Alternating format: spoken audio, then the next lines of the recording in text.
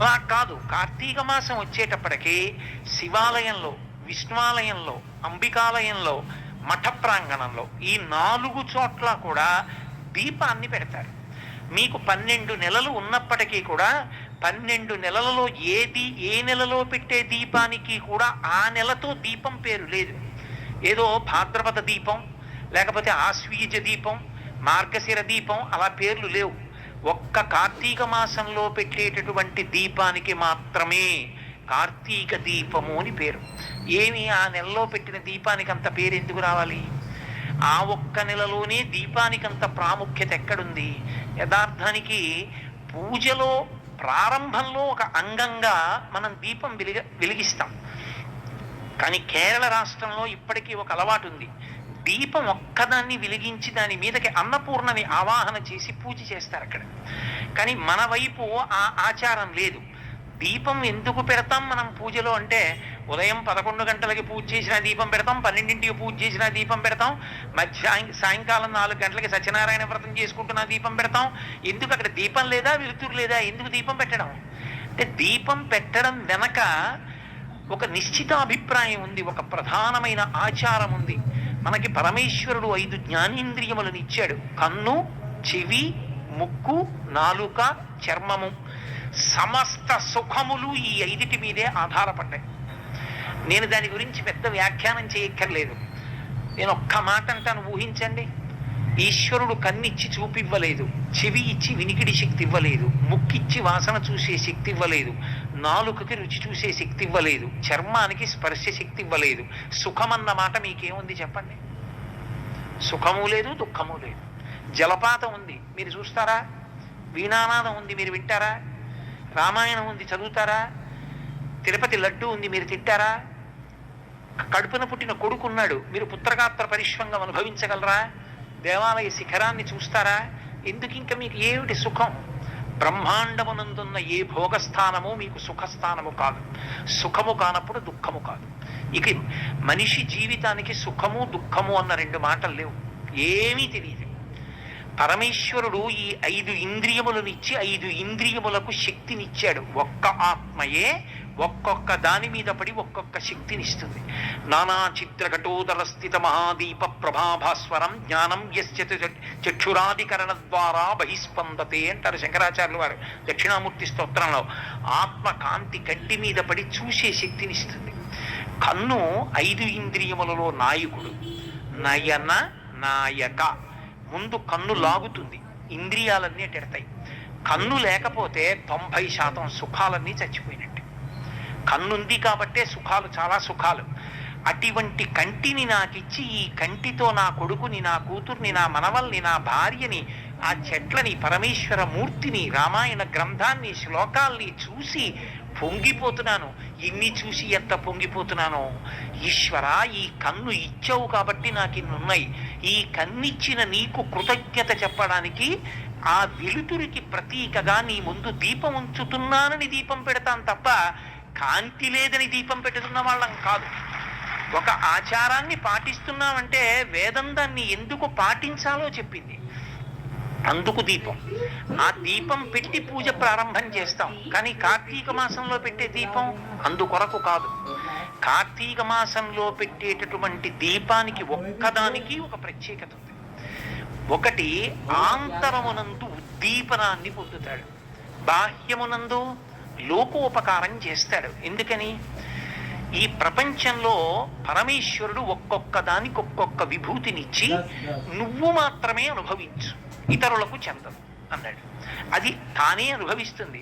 కొన్నిటికి పరమేశ్వరుడు విశేషమైన విభూతినిచ్చినా అవి తమకి అనుకూలంగా వాటిని ఉపయోగించుకోవడం కూడా వాటికి చేత కాదు.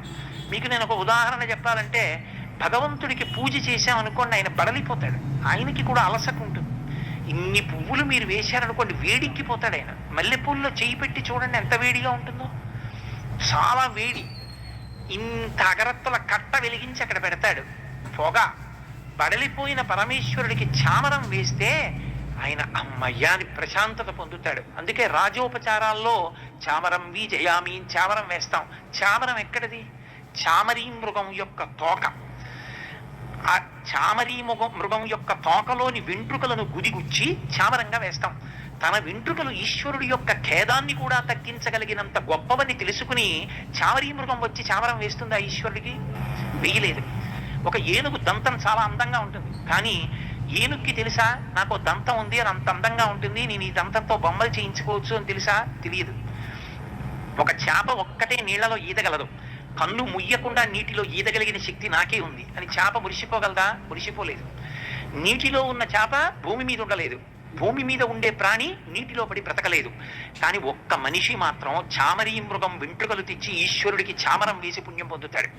గడ్డి తిని పాలిచ్చే ఆవు పాలు తెచ్చి అభిషేకం చేసి ఇహమునందు పరమునందు కూడా సౌఖ్యాన్ని పొందుతాడు. ఎక్కడో నీటిలో తిరుగుతున్న చేపని పట్టుకుని తెచ్చి తాను తింటాడు. ఎక్కడో పక్షులు ఎగరవలసిన ఆకాశంలో తాను విమానం ఎక్కి ఆకాశంలో ఎగురుతున్నాడు. ఈ భూమి మీద వేగంగా వెళ్ళడానికి వీలైనటువంటి సాధనములను ఎక్కి తాను వెడుతున్నాడు. సింహాలు పెద్ద పులులు స్వేచ్ఛగా తిరుగుతుంటే తాను నిర్భయంగా ఉండడానికి బలిష్టమైన ఇనపబూచలతో కూడుకున్న వాహనం ఎక్కి స్వేచ్ఛగా విహరిస్తున్నటువంటి వాటిని అరణ్యంలో చూస్తున్నాడు. దేని విభూతిని అదే అనుభవిస్తుంది ప్రపంచంలో. అన్నిటి విభూతిని తానవిగా అనుభవించగలిగిన వాడు మనుష్యుడు ఒక్కడే. ఆ శక్తి ఈశ్వరుడు ఒక్క మనుష్యునికే ఇచ్చాడు, ఇంకెవ్వరికి ఇవ్వలేదు. అన్నిటినీ నీవిగా అనుభవించగలవు. ఒక కుక్క ఉంది, రాత్రి తెలివిగా ఉండి ఎవరింట్లోకి అనుమానాస్పదంగా ఎవరు విడుతున్నా అరుస్తుంది కుక్క. దానికి విభూతి ఉందని తెలిసి నీ ఇంటికి తెచ్చి ఒక కుక్కని రాత్రి విడిచిపెట్టుకుని నిన్ను నువ్వు రక్షించుకుంటున్నావు పడుకొని. కానీ నీ దగ్గర బలవంతంగా గుప్పెడు అన్నం మాత్రం కుక్క తినలేదు. నీ గడప దాటి లోపలికి వస్తే కొడతావు. కుక్క శక్తిని నువ్వు వాడుకుంటావు. నెమలి అది పురి విప్పి ఆడితే ఎంతో సంతోషంగా ఉంటుంది. గబగబా కెమెరాలు పెట్టి ఫోటోలు తీసుకుని చూసి ఆనందిస్తారు. ఒక్కసారి మీకు ప్రవచనం వచ్చు కదా, ఓ శ్లోకం చెప్పండి అని నెమలి నన్ను అడగలేదు. నేను సమస్త భూతముల యొక్క విభూతిని నేను అనుభవిస్తాను, కానీ నాకున్న విభూతిని ఆ ప్రాణులు మాత్రం అనుభవిస్తాయని నమ్మకం ఏం లేదు. ఇన్ని ప్రాణుల యొక్క అనుగ్రహాన్ని నువ్వు పొందుతున్నావు. అందుకే అవి ఇంకా కొన్ని కోట్ల జన్మలెత్తితే తప్ప పొందలేని మనుష్య శరీరాన్ని నువ్వు పొంది ఉన్నావు. కాబట్టి నువ్వు ఇప్పుడు వాటికి ఉపకారం చెయ్యాలి. ఆ ఉపకారం చేసి సమస్త భూతములను తరింప చెయ్యగలిగిన శక్తి మనుష్య ప్రాణికి అనుగ్రహింపబడిన కాలం కార్తీక మాసం. అందుకే సూర్య భగవానుడు దూరంగా ఉంటాడు, వేడి తగ్గి ఉంటుంది. వేడి తగ్గి ఉన్న కారణం చేత చలికి చాలా జీవులు శరీరాలు విడిచిపెడతాయి. చలికి శరీరాలు విడిచిపెట్టకుండా నువ్వుల నూనెతో ఆవు నేతితో దీపం పెడతారు. ఈ రెండిటితోనే ఎందుకు పెట్టాలి?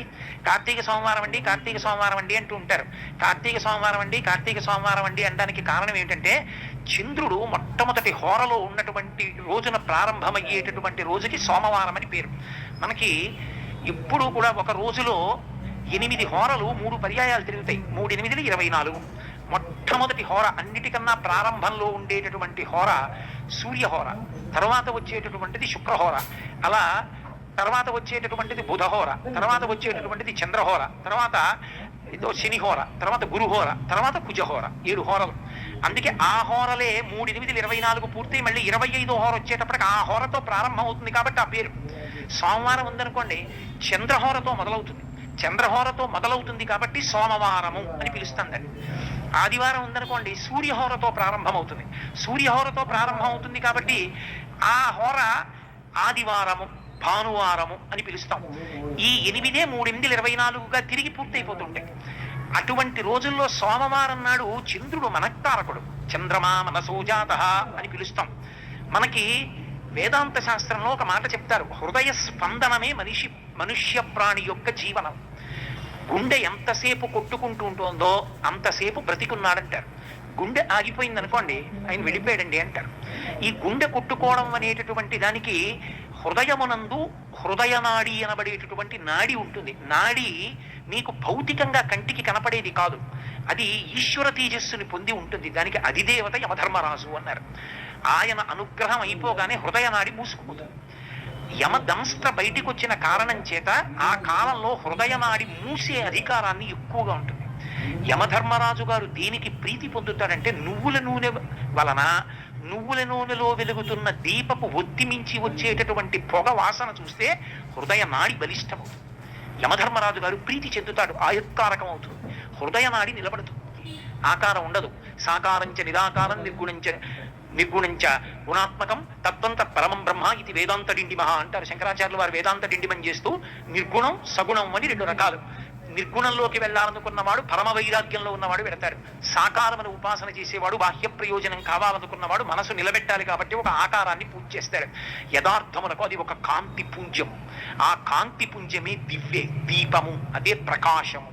ఆ దీపమే పరమేశ్వర స్వరూపము. అందుకే దీపం గురించి చెప్తూ ఉపనిషత్తు ఒక మాట చెప్తుంది, ఆ దీపమే పరమేశ్వరుడు.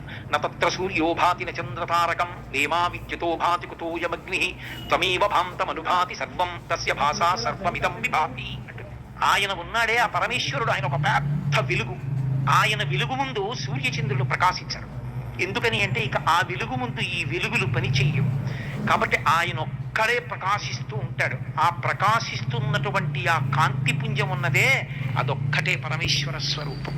పోతన గారు భాగవతం చేస్తూ అంటారు, లోకంబులు లోకేశులు లోకస్తులు తెగిన తుది అలోకంబకు పెంచీకటి కావల యవ్వండేకాకృతి వెలుగు అతని వేసే వింటున్నంటారు.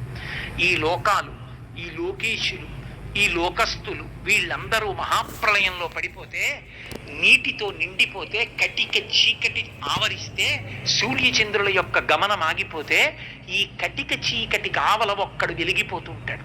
ఆ వెలిగిపోతున్న ఆ వెలుగులకు వెలుగైనదున్నదే అది పరమేశ్వర స్వరూపం. దాన్ని నేను పిలుస్తున్నానన్నాడు గజేంద్రుడు అష్టమ స్కంధంలో. కాబట్టి యథార్థమునకు ఈశ్వర స్వరూపము ఒక వెలుగు. ఆ వెలుగుని చేరుకున్నావు అంటే గుర్తు ఏమిటంటే నువ్వు గోడ దాటావు అని అర్థం. దక్షిణాయనంలో ఉపాసన ఎన్నేళ్లు చేసినా సాకారం దగ్గర ఆగిపోకూడదు. ఒక ఆకృతిని పట్టుకోవడం దేని కొరకు అంటే ఒక గోడ దూకడానికి. చూడండి, గోడ దూకే వాళ్ళు ఉంటారు, లాంగ్ జంప్ చేస్తారు అంటారు. వాళ్ళు చేత్తో కర్ర పట్టుకుని పరిగెత్తుకొస్తారు. ఓ గోడ దూకాలి, పరిగెత్తుకొచ్చి కర్రని భూమికి తాటించి ఆ కర్రని ఆధారం చేసుకుని తన శరీరాన్ని అలా పైకెత్తి గోడ మీద వరకు తీసుకెడతాడు. గోడ మీద వరకు వెళ్ళిన తర్వాత కర్రని ఇటు వదిలేసి తాను అటు పడిపోతాడు తప్ప, ఓ కర్ర గోడ దూకడానికి ఇంత దూరం నాకు సాకారంగా వచ్చి పరిగెత్తుకొచ్చి నేను భూమిలో గుచ్చి పైకెత్తినప్పుడు నా శరీరం పైకెత్తడానికి ఉపయోగపడిన సాధనమా, నువ్వు నాతో రా అంటే తను ఇటు పడిపోతాడు. కర్రని ఇటు విడిచిపెట్టి తాను అటు పడిపోవాలి. ఒక సాకారాన్ని పట్టుకుని ఉపాసన చేసి చేసి చేసి చేసి ఈ సాకారమే అంతటా నిండిపోయింది. సభాభ్య సభాపతిభ్యశ్చ భో నమో నమో. ఈ సభాపతి నమస్సికత్యాయ చ ప్రవాహ్యాయ చ మేఘ్యాయ చ విద్యుత్యాయ చ. మేఘంలో, విద్యుత్తులో, ప్రవాహంలో, నురుగలో, దుంగలో, దొంగలో అంతటా ఈశ్వరుడే అని అంతటా పరమేశ్వర స్వరూపం చూడగలిగినటువంటి స్థితికి నువ్వు ఎదగగలిగితే ఆనాడు నీవు దీపాన్ని అర్థం చేసుకున్నావని గుర్తు. అబ్బా నీకు కనపడుతోంది. కుక్కలో, పిల్లిలో, దాని కన్నుల కాంతిలో, దాని నడకలో, దాని కదలికలో, దాని ఆకల్లో, దాని దాహంలో, దాని భయంలో ఒక చీమ అలా వెళ్ళిపోతూ ఉంటుంది. ఇలా చీపురు పుల్ల కొంచెం దాని దగ్గర పెడితే ఆగిపోతుంది, కొంచెం ఇలా కదిపితే వేగంగా పరిగెత్తుకెళ్ళిపోతుంది. దాని ఇంత చీమకింత మెదడు, ఆ చిన్న మెదడులో దాని శరీరం మీద అభిమానం, దానికో భయం, దానికో జ్ఞానం. ఇది పుల్ల, దీన్ని పుచ్చుకున్నవాడు ఉన్నాడు, వాడు గుచ్చుతాడు, మనం చచ్చిపోతాం, మనం పారిపోవాలి, అది పరిగెత్తడం. ఇన్ని భావనలు ఉన్నాయి. నీలో ఏ చైతన్యం ఉండి భావనలు కల్పిస్తోందో ఆ చైతన్యం దానిలో ఉంది. దాన్ని నువ్వు సృజించలేదు, దాన్ని చంపే అధికారం కూడా నీకు లేదు. ఇంకొక చైతన్యాన్ని తీసే అధికారం నీకు లేదు. అప్పుడు ఎక్కడ ఈశ్వరుణ్ణి చూస్తావు నువ్వు? నీ పూజామందిరంలో కాదు ఈశ్వరుణ్ణి చూసేది.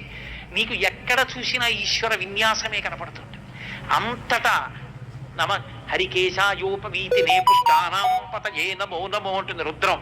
అదిగో ఆ చెట్టు యొక్క ఆకుపచ్చటి ఆకులలో అందరూ కదలకుండా కూర్చుని ప్రవచనం వింటున్నట్టుగా తాను కూడా నిలబడి వింటున్నటువంటి ఆ చెట్టులో కూడా పరమేశ్వరుడు కనపడితే, ఇక్కడున్నాడు రానా స్వామి అనుకున్న నాడు ఆకుపచ్చని చెట్టులోని ప్రతి ఆకులోని ఆకుపచ్చదనంలో నీకు పరమేశ్వరుడు కనపడతాడు.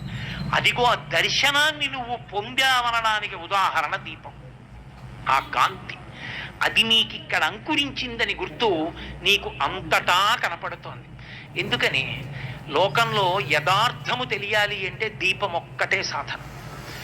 అది తాడో పామో నాకు తెలియదు అనుకోండి, నేను ఏ ఉద్యోగం చేస్తున్నానో ఆ అపాయింట్మెంట్ ఆర్డరో, నేను ఏం చదువుకున్నానో ఆ సర్టిఫికెట్లో, నా ఎల్ఐసి పాలసీలో నా చెక్ బుక్కో పట్టుకొస్తే తెలియదు. ఒక దీపం పట్టుకొస్తే తెలుస్తుంది. దీపంలో అది తాడని తెలియగానే పాము కాదన్న సత్యం తెలిస్తే భయం పోతుంది. ఈ జగత్తు కాదు బ్రహ్మమన్న సత్యము నీకు అనుభవంలోకి ఈశ్వరానుగ్రహంగా రాగానే ఇంక నువ్వు అద్వైతానందమునందు ఓలలాడి నిర్భయ స్థితిని చేరుకుంటావు.